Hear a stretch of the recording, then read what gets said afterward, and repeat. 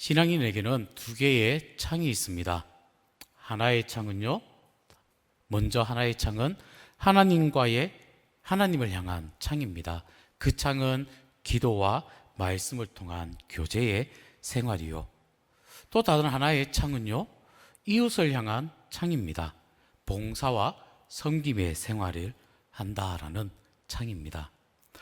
오늘 말씀에 보면 우리의 신앙생활 그 자체가 어떻게 보면 하나님을 사랑하고 하나님과의 바른 관계 속에, 또 수평적으로는 이웃과의 바른 관계 속에서 살아가는 믿음의 삶이기에 하나님과 이웃, 이 둘 가운데 한편만 고집을 해서는 안 되죠. 또 그리고 이웃에 관한 사랑 가운데에 특별히 어렵고 가난한 이웃을 돕고 사랑하는 것을 구제라고 말을 합니다.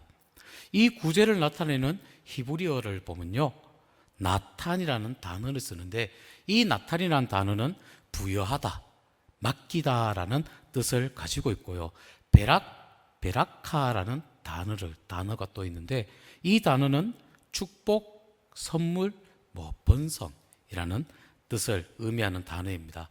그리고 헬라어로 보면요, 디도미라는 단어를 씁니다. 구제라는 단어가. 이 디도미라는 이 단어는요, 주다, 발생하다, 위탁하다, 제공하다라는 뜻을 가지고 있습니다. 그래서 구제한다라는 이 말은요, 어려운 이웃에게 무엇을 준다라는 뜻과 함께 주는 자나 받는 자에게 축복이 된다라는 뜻을 내포하고 있는 단어입니다. 특히 오늘 본문 신명기 15장의 말씀은요, 안식년에 대한 규례입니다.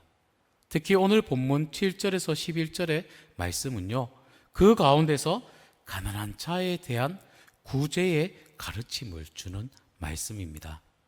오늘 본문을 통해서 우리는 구제에 대한 몇 가지 교훈을 생각해 보려고 하는데, 구제는 반드시 실천해야 할 신앙인의 덕목이란 것입니다.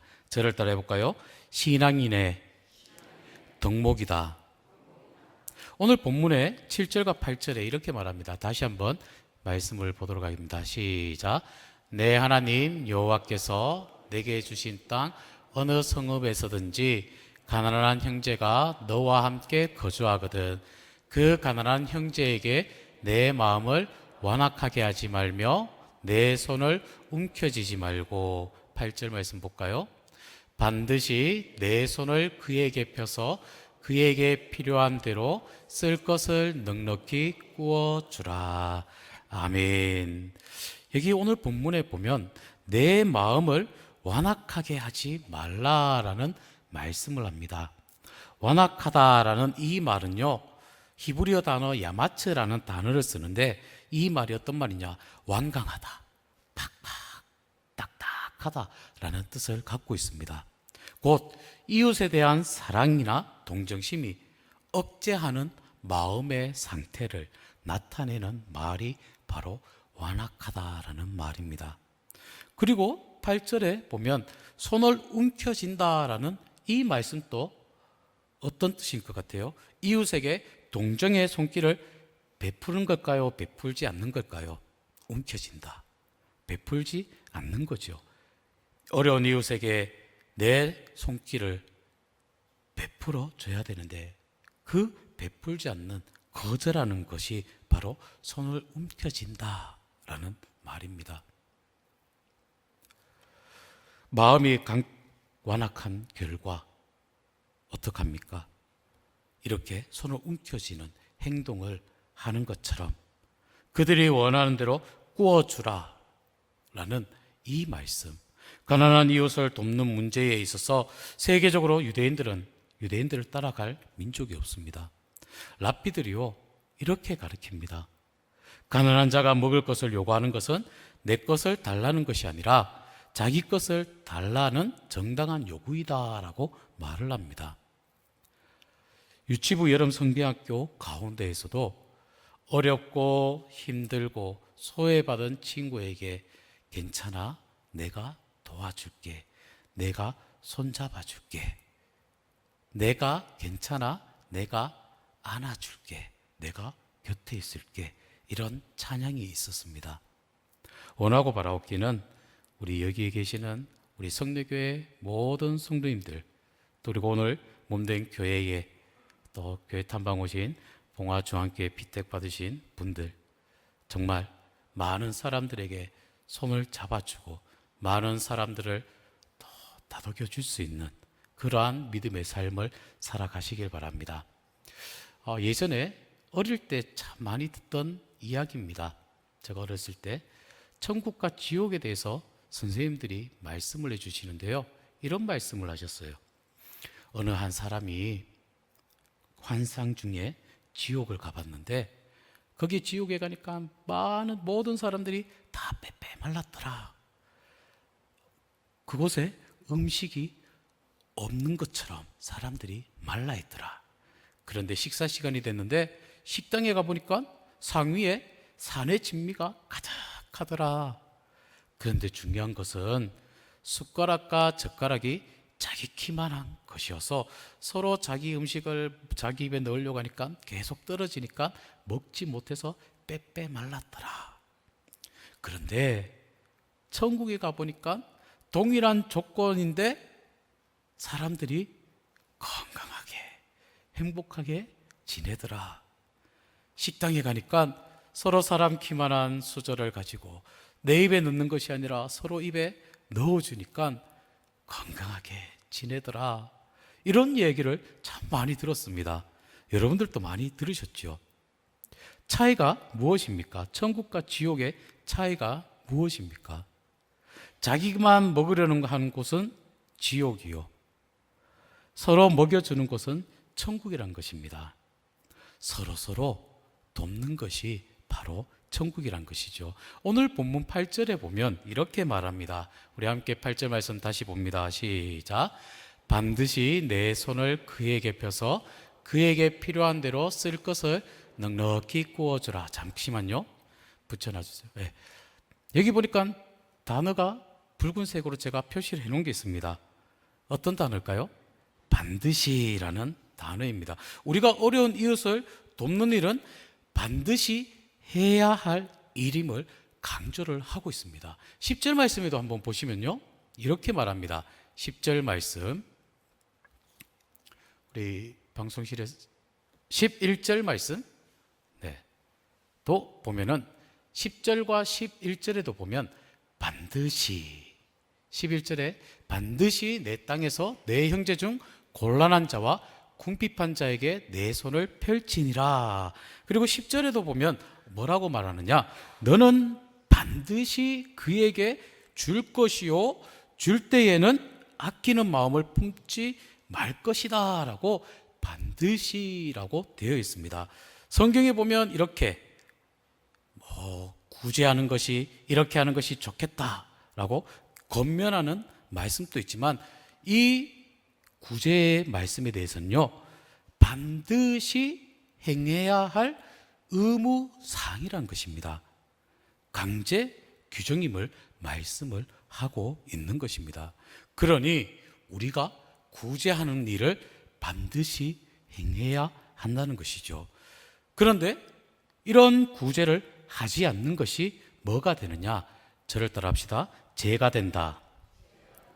네, 구제를 하지 않는 것이 바로 죄가 된다는 것입니다. 우리는 흔히 생각하기를 어려운 사람을 돕는 문제는 하나의 권장 사항으로 실천을 하면 좋지만은 실천하지 않으면 죄가 될 것까지 있겠냐라고 생각을 합니다. 물론 세상의 법에서는요, 구제하지 않고 선을 행하지 않는다, 이것을 죄다라고 다스리지는 않습니다. 그러나 성경은 그렇게 말씀하고 있지 않지요. 야고보서 4장 17절에도 말씀해 보면 이렇게 말씀합니다. 함께 봅니다. 시작. 그러므로 사람이 선을 행할 줄 알고도 행하지 아니하면 죄다라고 분명히 말씀을 하고 있는 것입니다. 오늘 본문 9절에도 제가 한번 다시 말씀 읽어드릴게요.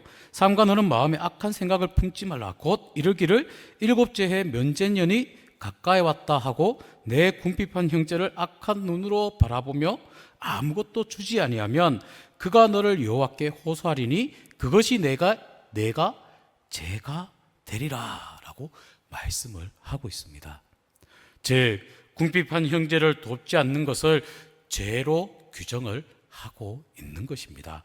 가난한 이들을 돕지 아니하므로 그 궁핍한 사람이 하나님께 호소하면은 너는 죄값을 받게 될 것이다 라는 오늘 본문의 말씀을 하고 있는 것입니다. 욕심에 대해서 참 많은 예화들이 많이 있습니다. 이야기들이 많이 있습니다. 한 가지 말씀을 드릴까요? 어느 한 사막에 조그마한 오두막을 짓고 사는 노인이 있었습니다. 그곳에는 맑은 샘물과 우거진 야자수가 있었습니다.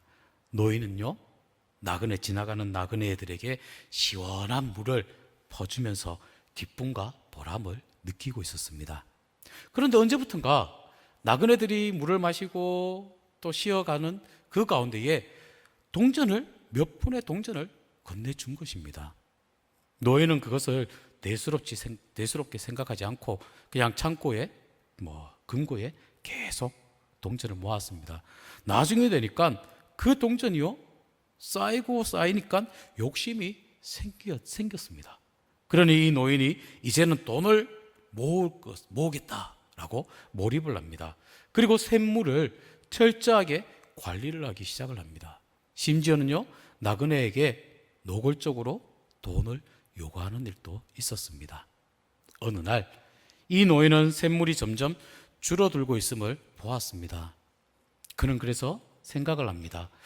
잎이 무성한 야자수가 그 샘물을 다 먹고 있는 것 같다 라고 생각을 하고 그 모든 야자수를 다 몽땅 잘라버렸습니다. 결국 샘물은 말라버렸고요. 야자수가 만들어낸 그늘이 없어지니까 이제 아무도 그 노인의 오두막집을 찾는 이가 없었습니다. 노인은 뜨거운 햇볕을 견디지 못해 죽고 말았습니다. 과욕이 죽음을 낳은 것이죠. 인간은요, 남을 섬기는 데에 진정한 행복을 얻도록 창조되었습니다. 행복하고 또 사랑을 하고 기쁨을 누리기를 원한다면 먼저 남을 행복하게 해 보십시오. 남을 먼저 섬겨 보십시오. 남을 먼저 사랑해 보십시오. 그러면 내가 행복해지고 내 속에 기쁨이 있게 될 것이고 내 속에 사랑이 싹트게 될 것입니다. 그리고 구제의 행위에 있어서요 하나님의 보상이 따름을 우리에게 말씀을 합니다. 저를 따라 합시다. 하나님의 보상이 따릅니다.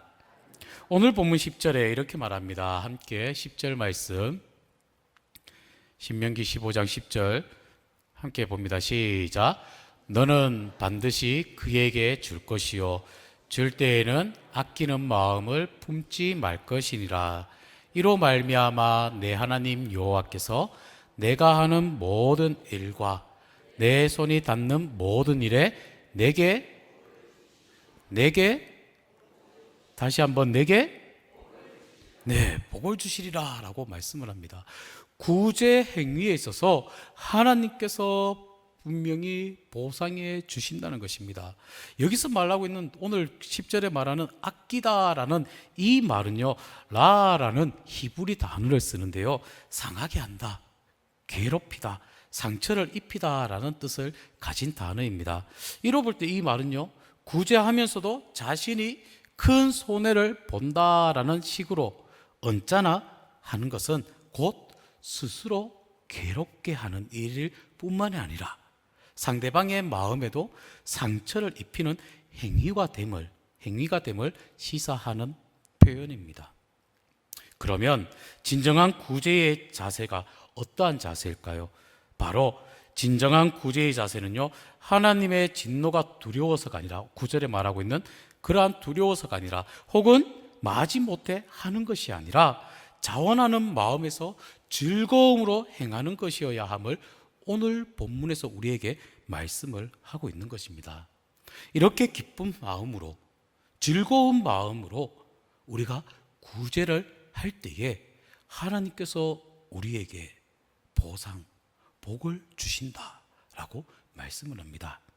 형제를 사랑하는 마음으로 구제하게 될 때에 하나님께서 어떠한 복을 주시느냐? 잠언 19장 17절에 이렇게 말합니다. 함께 말씀 봅니다. 시작. 가난한 자를 불쌍히 여기는 것은 여호와께 구워드리는 것이니 그의 선행을 그에게 갚아주시리라 라고 말씀하시고, 또 누가복음 6장 38절에도 이렇게 말합니다. 함께 말씀 봅니다. 시작. 주라, 그리하면 너희에게 줄 것이니 곧 후히 되어 누르고 흔들어 넘치도록 하여 너희에게 안겨주리라. 너희가 헤아리는 그 헤아림으로 너희로 헤아림을 도로 받을 것이니라. 흔들어 넘치도록 너에게 안겨주리라 라고 말씀을 하고 있는 것이죠. 하나님께서는요, 어려운 이웃을 향해 손을 펼치는 자에게 하나님께서 보상을 잊지 않으심을 우리는 기억해야 할 것입니다. 이 일은, 구제하는 일은요, 언제나 우리가 해야 할 일입니다. 그래서 오늘 본문 11절에 보면 땅에는 언제든지 가난한 자가 그치지 아니하겠으므로 내가 내게 명령하여 이르노니 너는 반드시 내 땅에 내 형제 중 곤란한 자와 궁핍한 자에게 내 손을 펼치니라 라고 말씀을 하고 있습니다. 누구를 돕는 일은 어제 했다고 해서 오늘 안 해도 된다, 또 내일 하기 위해서 오늘 해야 할 일이 아니다 라고 미뤄서는 안 된다는 것이죠. 사랑하는 여러분, 어떻게 사는 것이 가장 보람있고 행복한 삶이라고 생각하십니까? 돈을 많이 벌어서 나 혼자 잘 먹고 잘 사는 것이 행복한 삶이라고 생각하십니까? 쉽게 말씀을 드린다면 목이 가랍니다. 목이 마릅니다. 그런데 바닷물을 들이키면은 갈증을 더하게 되죠. 이런 것처럼 소유를 통한 행복을 얻으려는 삶은 더 큰 허무와 채워지지 않는 인생의 갈증에 시달리게 됩니다. 그러나 우리 속에 참된 기쁨으로 아버지의 마음으로 이웃을 섬기고 나아간다면 그 속에 행복이, 기쁨이, 샘솟는 웃음이 넘치게 될 것입니다. 말씀을 이제 정리한다면요, 거울과 창유리의 차이점을 아십니까? 거울은요, 나밖에 보지 못합니다. 그러나 투명한 창유리는요, 창유리를 통해서 아름다운 자연 만물을 보게 될 것이고, 그 속에 살아가고 있는 이웃들, 모든 사람을 볼 수 있다는 것입니다. 창유리나 거울 모두 다가요, 유리로 되어 있습니다. 같은 공통점이 있죠. 그런데 거울은 그 뒷면에 은을 발라서요, 밖을 내다보지 못하고 자기만 바라본다는 것입니다. 사람의 눈이 은으로, 돈으로 가려 있으면 자기밖에 못 보는 이기주의자가 되죠. 그래서 오늘 본문에 말씀을 하고 있지 않습니까? 11절 말씀, 마지막으로 말씀을 봅니다. 시작. 땅에 가난한 자가 그치지 아니하겠으므로 내가 내게 명령하여 이르노니 너는 반드시 내 땅에 내 형제 중 곤란한 자와 궁핍한 자에게 내 손을 펼치리라 라고 말씀합니다. 선교하는 일과 구제하는 일, 초대교회 때부터 교회가 가장 힘써왔던 교회의 가장 중요한 사역입니다. 제가 우리 성례교회 올 때에 성례교회에 대해서 제가 많은 것을 영주에 있을 때에, 제가 고등학교 신앙생활 하면서도 성례교회를 봤을 때에 우리 성례교회는 이 지역 사회를 섬기며 인재 양성에 힘쓰며 나아갔던 그 교회였음을 알고는 있었는데 오기 전 영상, 우리 교회 홍보 영상을 보니까 원로 목사님께서 첫 설교하시는 말씀이 다 기억에 남습니다. 굶어 죽는 사람이 있으면. 이 말씀을 딱 들었을 때에 정말 우리 교회가 이 지역 사회에 구제에 힘쓰며 나아가는 교회, 사랑이 가득한 교회, 또 선교에 힘쓰며 나아가는 교회. 특별히 오늘 우리 교회에 봉화 중앙교회 피택 받으신 분들이 우리 교회에 방문을 하셨는데 어떤 말씀을 전해야 드려야 되나. 그래서 우리 교회의 자랑을 제가 말씀을 준비하겠다 해서 구제하는 일, 또 선교하는 교회에 대해서 한번 말씀을 함께 나누어 보았습니다. 원하고 바라옵기는 우리 피택 받으신 봉화중앙교회 모든 피택자분들 정말 이웃을 섬기는 또 맡겨진 귀한 사명을 잘 감당해서 하나님 아버지의 사랑으로 지역 사회를 섬기고 교회 안에 자녀들 다음 세대 인재 양성 교육에 힘쓰며 나아가는 귀한 직분자들로 세워지시고 또 우리 성례교회 모든 성도 여러분들은 지금까지 하셨던 일들, 구제하는 일, 또 섬기는 일들, 해외 섬기는 일들, 인재 양성, 교육에 힘쓰는 일들, 그 일들을 더 잘 감당하며 나아가셔서 우리 모두 다가 이 사명을 통해서 하나님께서 주신 은혜를 누리며 나아가는 복된 삶이 되시기를 주님의 이름으로 기도합니다. 함께 기도하십니다. 하나님, 감사를 드립니다. 저희들을 사랑하여 주시고 하나님의 자녀로 삼아 주시며 특별히 저희들에게 귀한 직분, 귀한 사명을 주시니 더욱 감사를 드립니다.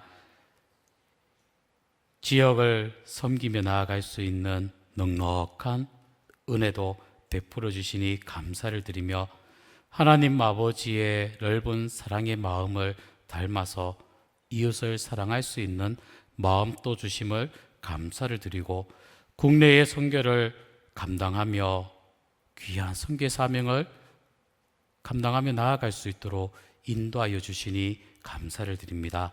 더욱이 하나님의 영광을 나타내는 하나님 나라의 존귀하게 쓰임받고 세움받는 몸된 교회가 되게 하시고 모든 사명 직분자들 다 되게 인도하여 주시옵소서. 특별히 흩어져 있는 우리 자녀 자손들도 아버지 하나님께서 기억하여 주시고 크신 은혜 더딥혀 주시기를 간절히 바라오며 예수님의 이름으로 기도드리옵나이다. 아멘.